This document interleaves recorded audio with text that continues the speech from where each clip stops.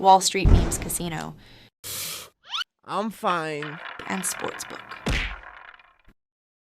This is Joe Pugh for IFLTV. We're here at Buddha Box, Mayfair, an expensive gym. I can only imagine how much it is a month. Delighted to be joined by Mr. Adam Smith here for the Media Day for GBM London's Calling. Great little Media Day that was, for a great card at York Hall. It's a cool place, isn't it? Right in the heart of Mayfair. Not often you see that with boxing. So, yes, terrific. And GBM Sports coming down to the big smoke for the first time. It's wonderful. London's Calling. May 24th, York Hall, Bethnal Green. We chatted about it and said, do we go somewhere different or do we go to the home, the spiritual home of British boxing? And I think Izzy was really keen to do that, former fighter himself, of course. And I think it's everybody's dream at some point to appear at the York Hall. And there's a lot of opportunity for a great many young fighters on this card. Some real stars, I think, of the future, and some fantastic title fights at the top end. So, yeah, some brilliant fights. Should be a great night, just like it was in Sheffield with Shaq Thompson headlining and a cracking card. Did you think, Adam, that it'd be kind of taking off this much when you first commentated on and then you become head of broadcast for GBM? It's all happened very quickly, hasn't it? It has indeed, and I always heard that Izzy's shows were a little different, a bit special. He was telling me to keep coming to the shows. I couldn't, and then I got ill, so obviously I was out for a while. But since I've been back, he said, look, pop down to the one I was doing. That was a few months ago in February, and see what you think. And I was really, really impressed from start to finish. Just a cracking night, really good show, bit of everything, and I loved it. And so a fire was lit, and I think, the momentum's been brilliant. He said what his plans were to take it around the country. We're going over the Irish Sea as well soon too. So, plenty of shows, real momentum. And they say a happy fighter is a dangerous fighter. I think a happy team as well is a pretty dangerous team. And there's a lot of good people behind GBM Sports, behind the cameras that you don't see, putting a lot of work in on the social content, on all the organisation side of it. So I'm really pleased with what I've seen, very impressed with the youth that's here and behind us, and hopefully I'll add a bit of experience to that, and we'll guide our way through the difficult boxing waters. But momentum, great show in Sheffield, and look forward to another really good one in London on the 24th of May. There was a moment there, Adam, up there where you slightly showed your age when you spoke about the Welch family there across two generations. Must be a bit surreal that you are starting to cover kind of fighters' sons as it is. Well, I was a big fan of Chris Eubank when I was a sort of teenager, and then I got to work with him on his world tour, Chris Eubank Senior's world tour at Sky in my first year, and then I got to work with Nigel Benn and Steve Collins, and Scott Welsh wasn't far away from that sort of scene when he fought Henry Akin one day and had those great fights down in Brighton. Really enjoyed being around Scott. So it's quite strange when the sons come around. Chris Eubank Jr. is, quite way on in his career now. Tommy Welsh, slightly different, 13-0, but really brilliant. And it's great to see the sons come through. Pressure on them, of course, but used to that, seeing that over the years. And Tommy's a really good guy, and it'd be fantastic to have him on a show, and hopefully it'll be the start of good things. He's also in Tin and Bradley's camp, and really enjoyed having Tin and Kieran Malloy on last week in Sheffield. So there's big things for these sons of the dads, but they've got their own pressure on their shoulders, and I think Tommy's come at the right time. He's got a Bridgerweight division which has been made almost around his weight, and hopefully he'll be amongst the heavyweights where the big money and the glamour is. So exciting times for them, With the likes of Tin, and you said Malloy last week, obviously Shaq, you've got 3 title fights on this card. Were you surprised how much talent not only GBM's putting on by the fights, but the ones that are actually signing as well on a long-term contract? Yeah, they're signed up, and it's great to see. And I think, again, when I say about the happy fighter and the happy camp, I think fighters see where things are moving, and there's huge promoters, up and down the country.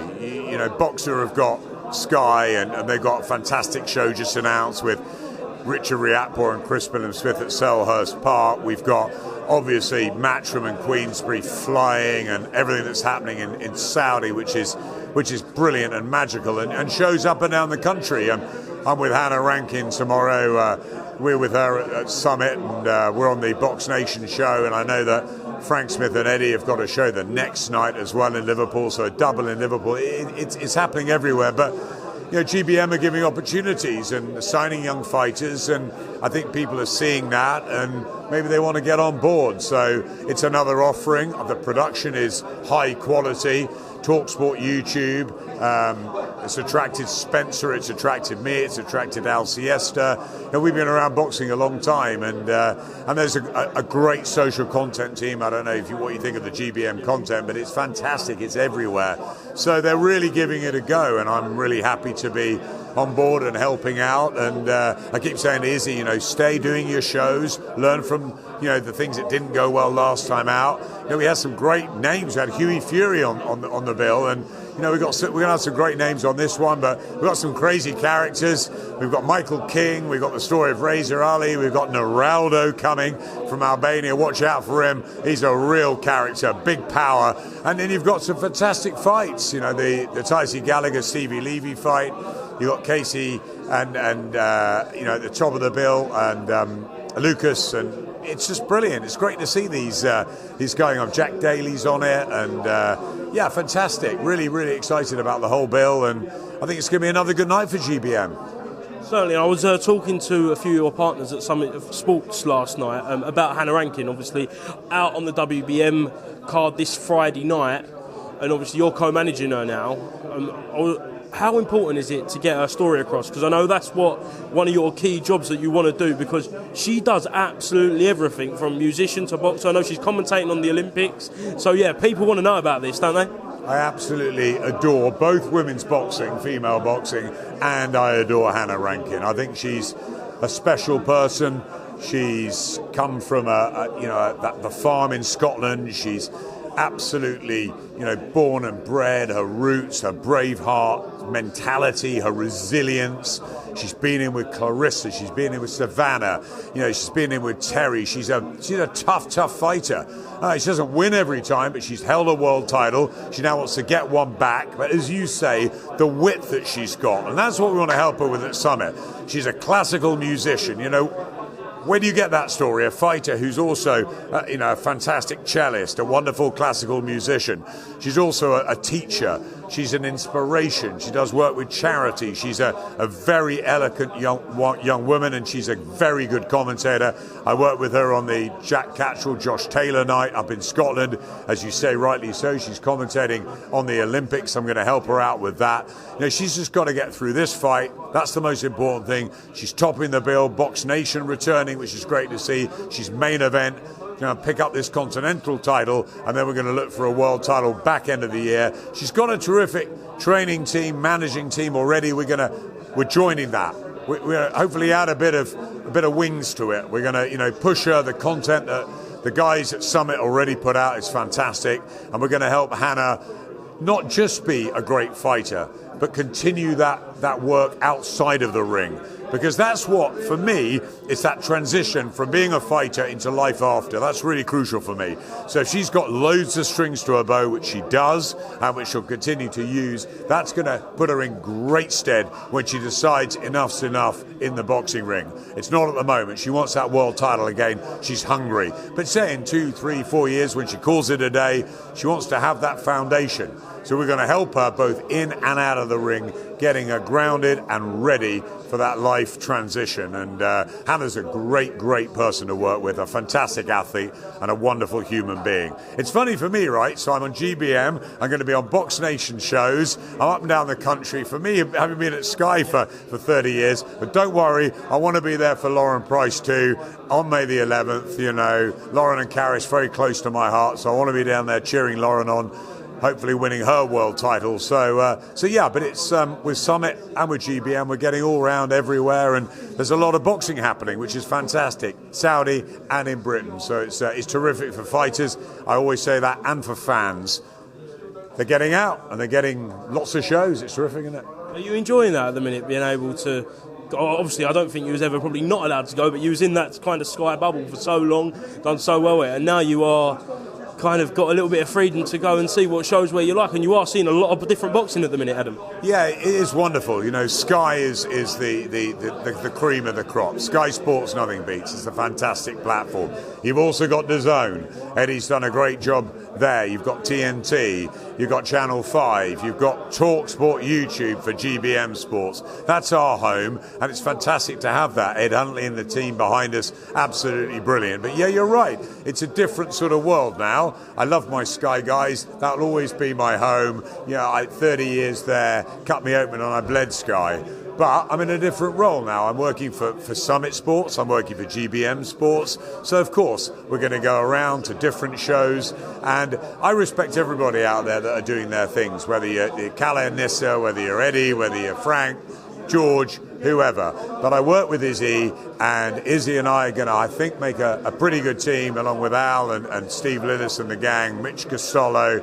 So looking forward to that. And with Ollie Weingarten and Ben Malka and Duncan Ogilvie and Sarah Gold at the Summit, we're going to have a lot of fun. We're a start-up. We're going to look after fighters. We've got Sophie Alish. I'm going out to see her next week in Mallorca. So excited about Sophie. Hopefully she'll be back in the ring within the next month or two. We've got Naraldo, who is just, you wait till you get to know Naraldo. He's absolutely brilliant. He's going to take that York Hall by storm May 24th. He would be here today, but he's in Albania.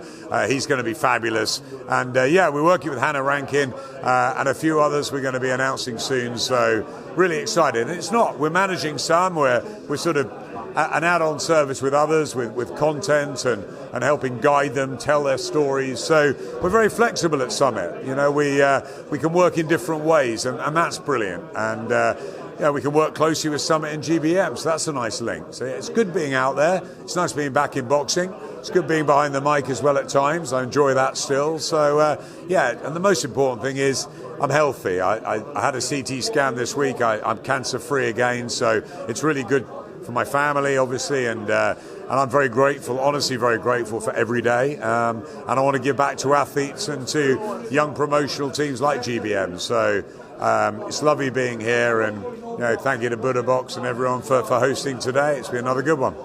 Congratulations on the CT scan. Long may your health continue, mate. Just a couple quick ones away from yourself. Obviously you was in Sheffield, but then a few hours later, the most outrageous kind of fight happened between Garcia and Haney. What did you make of it? I don't know if you heard, but it was pretty outrageous and weird what happened in the TalkSport studios as well. Because, I haven't seen it. Okay, so the fight we'll talk about in a sec. I've just got to tell you about, we finished at 12:30, 1:45. Spencer Oliver and I jump in a car. We head down to TalkSport Studios. The ETA was 4:10. We were on air at 4 o'clock. The guy put his foot down. We arrive at 4:45. They got the McDonald's there for us. We have a few chicken nuggets on air, 4 o'clock. Sean McComb's in the ring. He got robbed blind. Then the most incredibly bizarre, mad, crazy fight between Devin Haney and Ryan Garcia. And in the middle of the 11th round, the feed went down. Bang. Lights out, feed goes. All we saw were bars, BT Tower. It went. So Spencer and I didn't know what was going on in the fight. There were 2 knockdowns already. We didn't get the feedback until the judges announced the card. So we had to sort of fudge our way through, hoping that there were no more knockdowns or whatever. There was one in the 11th round. So we can only comment it up to 11 and a half. But what I saw was quite bizarre. From the ring walks where it looked like Ryan Garcia was nervous, not quite there. Devin Haney relaxed and confident. Garcia went out in the first round, absolutely brilliant. Second, third, fourth, fifth, he just stands off. Devin Haney gets in a rhythm. He looks in total control. Suddenly, he goes again. I mean, he sort of fooled us all, Ryan Garcia, and even in the ring. Brilliant win, fantastic performance. Devin Haney was courageous. People haven't really talked a lot about that. Guts getting up time after time, not a guy that's been on the floor. He showed a lot of bottle that night, Devin, and boxed well in patches, but Ryan Garcia, it was his night. What a performance. The underdog.